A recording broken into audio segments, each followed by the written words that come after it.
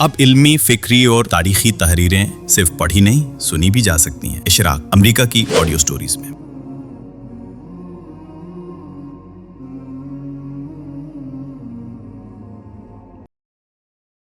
صلاۃ التسبیح، فقہ و حدیث کی روشنی میں ایک تحقیقی مطالعہ۔ قسط نمبر 6، حدیث عبداللہ بن عباس۔ صلاۃ التسبیح کے باب میں آخری روایت سیدنا عبداللہ بن عباس رضی اللہ عنہ کی نسبت سے حدیث کے چند مصادر میں نقل ہوئی ہے۔ یہ روایت اپنی زمانی ترتیب کے ساتھ درج ذیل مراجع حدیث میں دیکھی جا سکتی ہے۔ نمبر 1، القرآت خلف الامام، بخاری، المتوفی 256 ہجری، رقم 149۔ نمبر 2، سنن ابن ماجہ، المتوفی 273 ہجری، رقم 1387۔ نمبر 3، سنن ابی داؤد، المتوفی 275 ہجری، رقم 1297۔ نمبر 4، صحیح ابن خزیمہ، المتوفی 311 ہجری، رقم 1216۔ نمبر 5، المعجم الاوسط، طبرانی، المتوفی 360 ہجری، رقم 2318، 2879۔ نمبر 6، المعجم الکبیر، طبرانی، المتوفی 360 ہجری، رقم 11365، 11622۔ نمبر 7، مستدرک علی الصحیحین، حاکم، المتوفی 405 ہجری، رقم 1192، 1193، 1195۔ نمبر 8، حلیت الاولیاء و طبقات الاصفیاء، ابو نعیم، المتوفی 430 ہجری، رقم 125۔ نمبر 9، دعوات الکبیر، بہیقی، المتوفی 458 ہجری، رقم 444۔ نمبر 10، السنن الکبری، بہیقی، المتوفی 458 ہجری، رقم 4916، 4917، 4918۔ نمبر 11، شعب الایمان، بہیقی، المتوفی 458 ہجری، رقم 2816، 2817۔ نمبر 12، ذکر صلاۃ التسبیح، خطیب بغدادی، المتوفی 463 ہجری، رقم 5، 8، 10 اور 11۔ دقت نظر سے دیکھیے تو مندرجہ بالا حوالوں سے واضح ہے کہ یہ تیسری، چوتھی اور 5ویں صدی ہجری کے 9 علماء حدیث ہیں جن کی 12 کتابوں میں سیدنا ابن عباس سے منسوب حدیث اپنے متعدد طرق کے ساتھ کل 22 روایتوں کی صورتوں میں نقل ہوئی ہے۔ تحقیق اسانید، حدیث ابن عباس کے مذکورہ بالا 22 روایتوں کی اسانید کا دقت نظر سے جائزہ لینے سے معلوم ہوتا ہے کہ ان میں سیدنا ابن عباس تک پہنچنے والے راویوں کی مختلف سندیں کل 7 ہیں۔ علم رجال کی روشنی میں ان 7 طرق و اسانید کی تحقیق اور قواعد علم روایت کی روح سے ان کا درجہ حکم ذیل میں ہم قارئین کی خدمت میں الگ الگ پیش کریں گے۔ پہلا طریق، حدیث ابن عباس کی اسانید کا ایک طریق یہ ہے: ان موسیٰ بن عبدالعزیز، ان الحکم بن ابان، ان اکرمہ، ان ابن عباس، ان رسول اللہ صلی اللہ علیہ وسلم۔ یہاں یہ جاننا چاہیے کہ صلاۃ التسبیح کے باب میں حدیث ابن عباس کا یہی طریق ہے جس کو اس کے قائلین کی طرف سے اس نماز کے اسبات کے لیے سب سے زیادہ اعتماد کے ساتھ پیش کیا جاتا ہے۔ یہ سند اوپر بیان ہونے والے 12 مصادر میں سے جن کتابوں کی روایتوں میں نقل ہوئی ہے وہ یہ ہیں: القرآت خلف الامام، بخاری، رقم 149، سنن ابن ماجہ، رقم 1387، سنن ابی داؤد، رقم 1297، صحیح ابن خزیمہ، رقم 1216، المعجم الکبیر، طبرانی، رقم 11622، المستدرک علی الصحیحین، حاکم، رقم 1192، الدعوات الکبیر، بہیقی، رقم 444، السنن الکبری، بہیقی، رقم 4916، 4917۔ صلاۃ التسبیح، خطیب بغدادی، رقم 8۔ موسیٰ بن عبدالعزیز ائمہ رجال کی نظر میں اس سند کا پہلا مجروح راوی موسیٰ بن عبدالعزیز الکمباری ہے جس کی وفات 175 ہجری میں ہوئی ہے۔ اس کے بارے میں بنیادی طور پر یہ جاننا چاہیے کہ یہ ایک قلیل روایہ راوی ہے۔ پورے ذخیرہ حدیث میں کل 13 احادیث کی اسانید ہیں جن میں موسیٰ بن عبدالعزیز وارد ہوا ہے۔ مذکورہ بالا 9 مصادر حدیث میں سے بحیقی کی شعب الایمان اور طبرانی کی المعجم الکبیر کے سوا باقی 7 کتابوں میں موسیٰ بن عبدالعزیز کا ذکر صرف زیر بحث حدیث ابن عباس ہی میں آیا ہے۔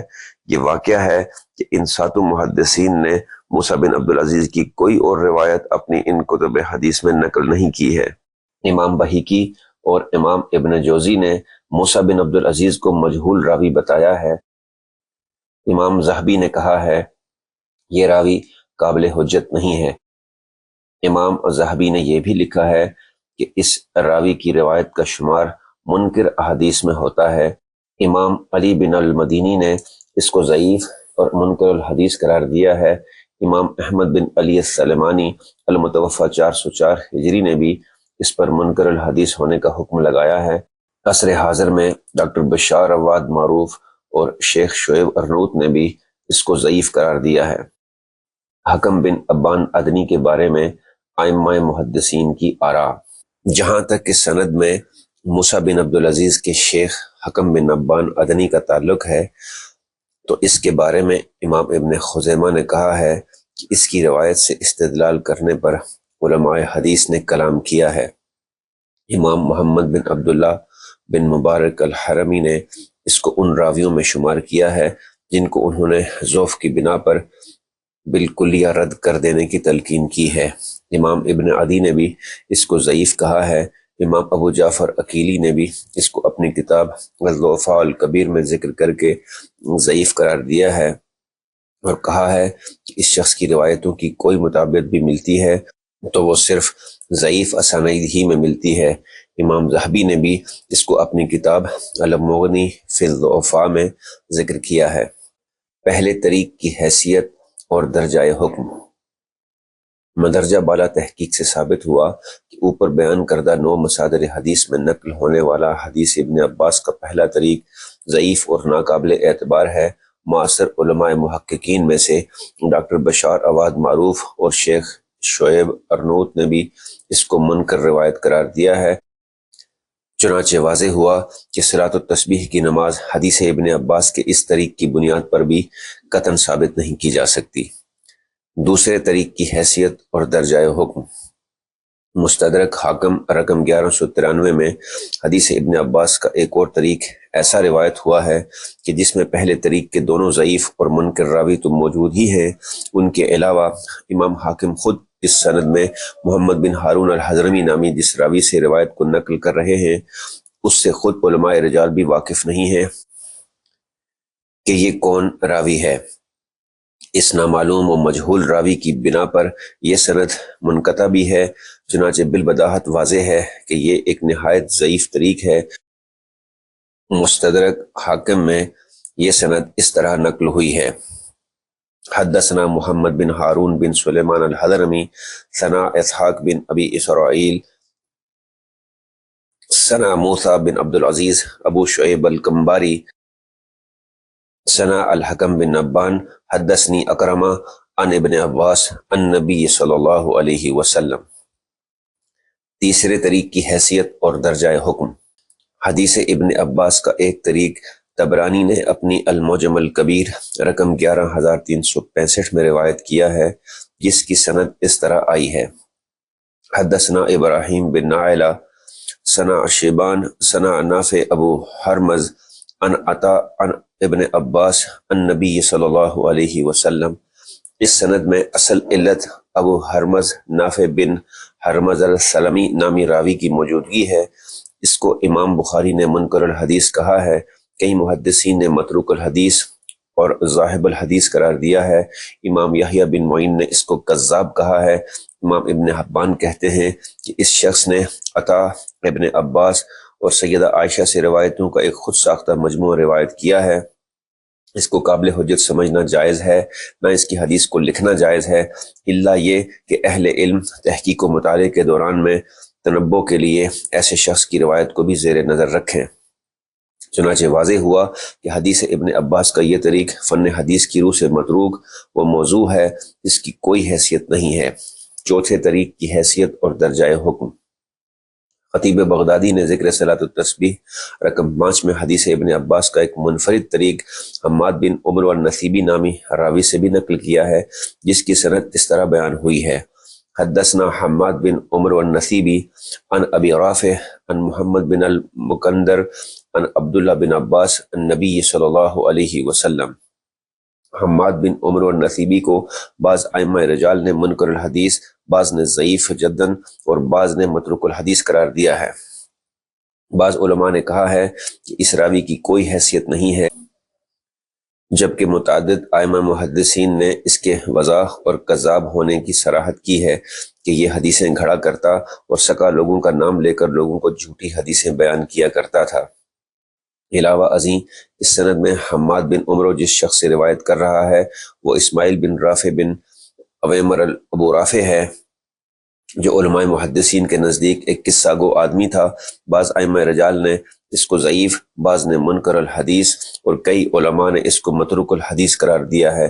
متعدد ائمہ نے اس کے بارے میں یہ بھی کہا ہے کہ اس راوی کی کوئی حیثیت نہیں ہے، لہذا اصول روایت کی روشنی میں محقق ہوا کہ حدیث ابن عباس کا یہ طریق بھی حماد بن عمر والنصیبی کی وجہ سے موضوع یعنی من گھڑت ہے، لہذا روایت کی یہ حیثیت بیان کیے بغیر لوگوں میں اس کو حدیث نبوی کے طور پر بیان کرنا بھی محدثین کے نزدیک جائز نہیں ہے۔ 5ویں طریق کی حیثیت اور درجہ حکم۔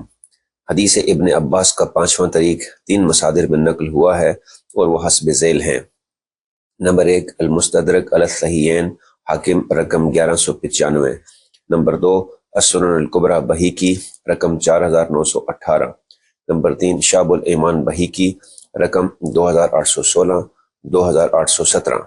اس طریق کی سند اس طرح نقل ہوئی ہے: ثنا اسحاق بن ابراہیم الحنظلی ان نبا ابراہیم بن حکم بن ابان ان ابی ان اکرمہ ان بن عباس النبی صلی اللہ علیہ وسلم۔ اس سند میں 2 مجروح راوی پائے جاتے ہیں، ایک ابراہیم بن حکم عدنی اور دوسرے اس کے والد حکم بن ابان عدنی، جو حدیث ابن عباس کے پہلے طریق میں بھی موجود تھا۔ حکم بن ابان کے بارے میں ائمہ حدیث کی آراء کیا تھی؟ قارئین کی یاد دہانی کے لیے انہیں ذیل میں ہم ایک مرتبہ پھر دہرائے دیتے ہیں۔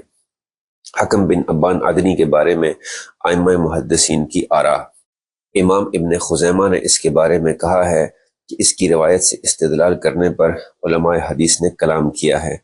امام محمد بن عبداللہ بن مبارک الحرمی نے اس کو ان راویوں میں شمار کیا ہے جن کو انہوں نے ضعف کی بنا پر بالکل یا رد کر دینے کی تلقین کی ہے۔ امام ابن عدی نے بھی اس کو ضعیف کہا ہے۔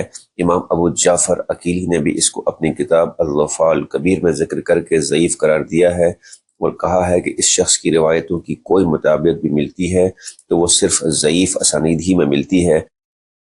امام ذہبی نے بھی اس کو اپنی کتاب المغنی فی الضعفاء میں ذکر کیا ہے۔ ابراہیم بن حکم عدنی کے بارے میں علماء رجال کے اقوال: ابراہیم بن حکم عدنی کو امام ابو زرع راضی اور امام دارقطنی نے ضعیف کہا ہے۔ امام یعقوب بن سفیان الفزوی نے لکھا ہے کہ اس کے ضعیف ہونے میں کوئی اختلاف نہیں ہے۔ امام ابو داؤد نے کہا ہے کہ میں اس شخص سے کوئی حدیث بیان نہیں کرتا۔ بعض کبار ائمہ نے اس پر زیادہ سخت حکم لگایا ہے۔ امام یحییٰ بن سعید قطان، امام یحییٰ بن معین اور امام ابو جعفر عقیلی کہتے ہیں کہ حدیث کی روایت میں اس راوی کی کوئی حیثیت نہیں ہے۔ امام ابراہیم بن یعقوب الجوزجانی نے اس کو ساقط کہا ہے۔ امام نسائی نے متروک الحدیث قرار دیا ہے اور وہ کہتے ہیں کہ اس کی حدیث کو لکھا بھی نہیں جائے گا، جبکہ امام ابو الفتح الازدی نے اس پر متروک الحدیث ساقط کے الفاظ سے حکم لگایا ہے۔ امام ذہبی نے بھی اس کو متروک ہی کہا ہے۔ اس سند کی تحقیق سے صاف واضح ہے کہ فن حدیث کی روح سے حدیث ابن عباس کا یہ طریق بھی نہایت ضعیف ہے، جو صلاۃ التسبیح کے اسبات کے لیے قطعاً قابل استدلال نہیں ہو سکتا۔ 6 طریق کی حیثیت اور درجہ حکم۔ حدیث ابن عباس کا 6 طریق 3 مراجع میں نقل ہوا ہے اور وہ درج ذیل ہیں: نمبر 1 المعجم الاوسط طبرانی رقم 2318، نمبر 2 حلیۃ الاولیاء و طبقات الاصفیاء ابو نعیم رقم 125، نمبر 3 ذکر صلاۃ التسبیح خطیب بغدادی رقم 10۔ اس طریق کی سند اس طرح نقل ہوئی ہے: حدثنا حشام بن ابراہیم ابو الولید المخزومی حدثنا موسیٰ بن جعفر بن ابی کثیر عن عبد القدوس بن حبیب عن مجاہد عن ابن عباس عن رسول اللہ صلی اللہ علیہ وسلم۔ اس سند میں 3 راویوں پر کلام ہے۔ ایک حشام بن ابراہیم ہے جس کی سیرت و تعارف سے علم رجال کے مراجع خالی ہیں، تنہا ابن حبان ہیں جنہوں نے اس کو سکا راویوں میں ذکر کیا ہے، تاہم یہ واقعہ ہے کہ اس فن کے عامہ کبار نے نہ ابن حبان سے پہلے اس راوی کا کہیں کوئی ذکر کیا ہے اور نہ اس کے بعد اس کی جرح و تعدیل میں کچھ کہا ہے، یعنی ابن حبان کے سوا یہ ائمہ رجال کے نزدیک کوئی معلوم و معروف راوی نہیں ہے بلکہ ایک مجہول و نامعلوم ہے۔ اہل علم جانتے ہیں کہ جس راوی کے بارے میں تنہا ابن حبان کی طرف سے توثیق ہو اور باقی محدثین کے ہاں وہ معلوم نہ ہو، علماء حدیث کے نزدیک صرف ابن حبان کی توثیق سے وہ مقبول اور ثقہ راوی کے درجے کو نہیں پہنچتا۔ دوسرا مجروح راوی موسیٰ بن جعفر بن ابی کثیر الانصاری ہے۔ امام ابو جعفر الاکیلی اس کے بارے میں کہتے ہیں یہ اپنی روایت میں ایک مجہول راوی ہے، اس کی حدیث نہ ثابت ہوتی ہے اور نہ دوسرے راویوں سے اس کی مطابقت ہی ملتی ہے۔ امام اکیلی نے یہ بھی کہا ہے کہ اس نے ایک من گھڑت حدیث روایت کی ہے۔ اس کے بارے میں حافظ ابن حجر نے کہا ہے میں نے اس راوی کا کہیں کوئی ذکر نہیں دیکھا۔ امام ذہبی نے کہا ہے یہ مجہول راوی ہے اور اس کی روایت ساقط ہے۔ امام ذہبی نے دیوان الضعفاء میں لکھا ہے اس کی حدیث من گھڑت ہوتی ہے۔ اس سند میں تیسرا مجروح راوی عبد القدوس بن حبیب الوحاضی ہے۔ امام ابن عدی اس کے بارے میں کہتے ہیں کہ اس کی روایتیں سند و متن دونوں اعتبارات سے منکر ہیں۔ امام دارقطنی نے بھی اس کو منکر الحدیث قرار دیا ہے۔ امام بخاری کہتے ہیں کہ یہ منکر الحدیث ہے، علماء نے اس کو ترک کر دیا ہے۔ امام احمد کے نزدیک یہ نہایت ضعیف راوی ہے۔ امام ابو حاتم رازی اور امام نسائی نے اس کو متروک الحدیث کہا ہے۔ امام عمر بن الفلاس کہتے ہیں اس کی حدیث کے ترک کرنے پر علماء کا اتفاق ہے۔ امام یحییٰ بن معین نے اس پر مطروح الحدیث کے الفاظ سے حکم لگایا ہے۔ امام مسلم اور امام محمد بن عبداللہ موصلی نے اس کو ذاہب الحدیث کہا ہے۔ امام ابو داؤد کہتے ہیں کہ اس راوی کی کوئی حیثیت نہیں ہے۔ امام ابو الثمانی نے کہا ہے یہ سکا راویوں کے نام لے کر حدیثیں گھڑتا ہے۔ امام محمد بن عبداللہ الحرمی نے اس کو کذاب قرار دیا ہے۔ امام ابن حبان کہتے ہیں یہ سکا راویوں کے نام لے کر حدیثیں گھڑا کرتا ہے، اس کی حدیث کو لکھنا جائز ہے، نہ اس شخص کی نسبت سے کوئی روایت نقل کرنا۔ اسماعیل بن عیاش الانثی نے کہا ہے میں عبد القدوس بن حبیب کے سوا کسی شخص کے خلاف جھوٹا ہونے کی گواہی نہیں دیتا۔ چنانچہ قواعد علم حدیث کی روشنی میں محقق ہوا کہ حدیث ابن عباس کا یہ طریق عبد القدوس بن حبیب کی وجہ سے موضوع یعنی من گھڑت ہے، لہذا روایت کی یہ حیثیت بیان کیے بغیر لوگوں میں اس کو حدیث نبوی کے طور پر بیان کرنا بھی محدثین کے نزدیک جائز نہیں ہے۔ 7ویں طریق کی حیثیت اور درجہ حکم۔ حدیث ابن حبان کا 7واں اور آخری طریق صرف 2 مصادر میں نقل ہوا ہے اور وہ درج ذیل ہیں۔ نمبر 1 المعجم الاوسط طبرانی رقم 2879، نمبر 2 ذکر صلاۃ التسبیح خطیب بغدادی رقم 11۔ اس طریق کی سند اس طرح نقل ہوئی ہے حدثنا یحییٰ بن عقبہ بن ابی الازار عن محمد بن حجادہ عن ابی الجوزہ قال ابن عباس عن رسول اللہ صلی اللہ علیہ وسلم۔ اس سند میں درج ذیل 3 علتیں پائی جاتی ہیں۔ نمبر 1 اس میں ایک مجروح راوی یحییٰ بن عقبہ بن ابی الازار الکوفی ہے۔ امام ابن عدی اس کے بارے میں کہتے ہیں کہ بالعموم اس کی روایتوں کی دوسری روایتوں سے مطابقت نہیں ملتی، کئی ائمہ رجال نے اس کو ضعیف قرار دیا ہے۔ امام بخاری اور امام صالح بن جزرہ نے اس کو منکر الحدیث کہا ہے۔ حافظ ابن حجر نے متروک الحدیث بتایا ہے۔ امام ابو داؤد اور بعض دوسرے ائمہ نے کہا ہے کہ اس راوی کی کوئی حیثیت نہیں ہے۔ امام ابن طاہر کہتے ہیں کہ یہ شخص سکا لوگوں کے نام لے کر خود ساختہ روایتیں بیان کرنے والوں میں سے تھا اور حدیث کی روایت میں اس کی کوئی حیثیت نہیں ہے۔ امام یحییٰ بن معین نے کہا ہے کذاب خبیث عدو اللہ کان یسخر بہ لیس ممن یکتب حدیثا۔ امام ابو حاتم الرازی کہتے ہیں یہ متروک راوی ہے، حدیثیں گھڑتا اور اس میں جھوٹی باتیں ملاتا تھا۔ امام ابو حفص ابن شاہین نے بھی اس کو جھوٹا راوی بتایا ہے۔ حافظ ابن جوزی نے بھی اس کو جھوٹ سے متہم کیا ہے۔ امام ابن حبان کہتے ہیں یہ ان راویوں میں سے تھا جو سکا و ثبت لوگوں کا نام لے کر خود ساختہ روایتیں بیان کرتا تھا، جس کو حجت کے طور پر پیش کرنا کسی بھی صورت میں جائز نہیں۔ نمبر 2، اس سند میں دوسرا مجروح راوی ابو الجوزا اوس بن عبداللہ ربعی ہے، جس کو امام ابو جعفر العقیلی نے ضعیف راویوں میں شمار کیا ہے۔ امام بخاری کہتے ہیں اس کی سند محل نظر ہے۔ حافظ ابن حجر نے لکھا ہے کہ یہ صحابی کا نام لیے بغیر بکثرت مرسل روایتیں بیان کرتا ہے۔ اس پہلو سے بھی علماء رجال نے اس پر کلام کیا ہے۔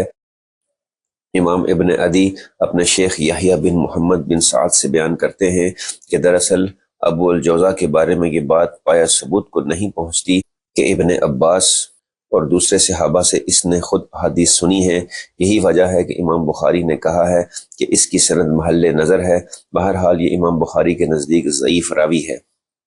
نمبر 3، اس سند میں تیسرا مجروح راوی محمد بن حجادہ العودی ہے، جسے امام ابو جعفر العقیلی نے ضعیف راویوں میں شمار کیا ہے، اور اس کے بارے میں امام ابو عوانہ الوضع کا یہ قول بھی نقل کیا ہے کہ یہ تشیع میں غلو کیا کرتا تھا۔ چنانچہ اصول علم روایت کی روشنی میں تحقیق سند سے ثابت ہوا کہ حدیث ابن عباس کا یہ آخری طریق بھی سند میں موجود راوی یحییٰ بن عقبہ بن ابی الایذار الکوفی کی وجہ سے موضوع یعنی من گھڑت ہے۔ صلاۃ التسبیح کے اسبات کے لیے اس طریق کو بھی دلیل کے طور پر قطعاً پیش نہیں کیا جا سکتا۔ حدیث ابن عباس متون کے اضطرابات۔ حدیث ابن عباس کے تمام ترک کہ سندن عدم ثبوت کے علاوہ اس کے متون میں بھی درج ذیل کئی اضطرابات و تضادات پائے جاتے ہیں۔ نمبر 1، ایک طرف اس کے اکثر ترک کے مطابق ابن عباس رضی اللہ عنہ نے یہ خبر دی ہے کہ صلاۃ التسبیح کی نماز نبی صلی اللہ علیہ وسلم نے ان کے والد سیدنا عباس بن عبد المطلب رضی اللہ عنہ کو تحفے کے طور پر عطا کی تھی۔ دوسری طرف بعض روایتوں میں مثلا المعجم الاوسط طبرانی رقم 2318 میں ابن عباس رضی اللہ عنہ کہتے ہیں کہ اس نماز کی صورت میں یہ تحفہ آپ کی طرف سے خود انہی کو دیا گیا تھا، نہ کہ ان کے والد کو۔ علاوہ ازیں بعض متون مثلا المعجم الاوسط طبرانی رقم 2879 میں دونوں میں سے کسی کو اس نماز کے بطور تحفہ دیے جانے کا ذکر ہی نہیں ہے، بلکہ اس میں ابن عباس رضی اللہ عنہ کی نسبت سے صلاۃ التسبیح کے بارے میں آپ کا صرف ارشاد نقل کیا گیا ہے۔ نمبر 2، المعجم الکبیر طبرانی رقم 11365 میں بیان ہوا ہے کہ سیدنا عباس بن عبد المطلب نبی صلی اللہ علیہ وسلم کے پاس ایک غیر متوقع وقت پر تشریف لائے اور آپ سے اپنی ایک مشکل اور بے چینی کا ذکر کیا۔ اس موقع پر نبی صلی اللہ علیہ وسلم نے ان کو یہ نماز تحفے کے طور پر عنایت فرمائی۔ اس کے برخلاف ذکر صلاۃ التسبیح خطیب بغدادی رقم 5 میں بیان ہوا ہے کہ سیدنا عباس کہتے ہیں کہ ایک موقع پر رسول اللہ صلی اللہ علیہ وسلم میرے پاس سے گزرے تو اس وقت آپ نے مجھے یہ نماز عطیے کے طور پر دی تھی۔ نمبر 3، بعض ترک مثلا المعجم الکبیر طبرانی رقم 11622 میں گناہوں کی معافی کا عمومی بیان ہے، جبکہ اکثر متون میں اگلے پچھلے صغیرہ اور کبیرہ تمام گناہوں کی معافی کی پیشین گوئی مذکور ہے۔ نمبر 4، حدیث ابن عباس کے بعض متون مثلا ذکر صلاۃ التسبیح خطیب بغدادی رقم 10 میں اس نماز کے قاعدے میں تشہد کے بعد متعین الفاظ میں ایک دعا کرنے کا حکم بھی آیا ہے، جو اس روایت کے باقی اکثر متون میں موجود نہیں ہے، اور دوسرے صحابہ کی نسبت سے مروی تمام شواہد باب میں اس موقع کے لیے ایسی کوئی متعین دعا کہیں نقل نہیں ہوئی ہے۔ نمبر 5، حدیث ابن عباس کے اکثر متون میں اس نماز کو روزانہ، ہفتہ وار، ماہانہ، سالانہ یا عمر بھر میں ایک مرتبہ پڑھنے کی تلقین اسی طرح بیان ہوئی ہے جس طرح باقی اکثر شواہد میں مذکور ہے، جبکہ ذکر صلاۃ التسبیح خطیب بغدادی رقم 5 میں ہر مہینے اور ہر سال کے نصف پر بھی یہ نماز پڑھنے کی تلقین آئی ہے، اور عمر بھر میں بھی اس نماز کو ایک مرتبہ پڑھنے کے الفاظ موجود نہیں ہیں۔ اس تفصیل سے واضح ہوا کہ حدیث ابن عباس اپنی اسانید کے علاوہ متون کے اعتبار سے بھی ایک مضطرب اور منکر روایت ہے، جسے کسی طرح مستند قرار نہیں دیا جا سکتا۔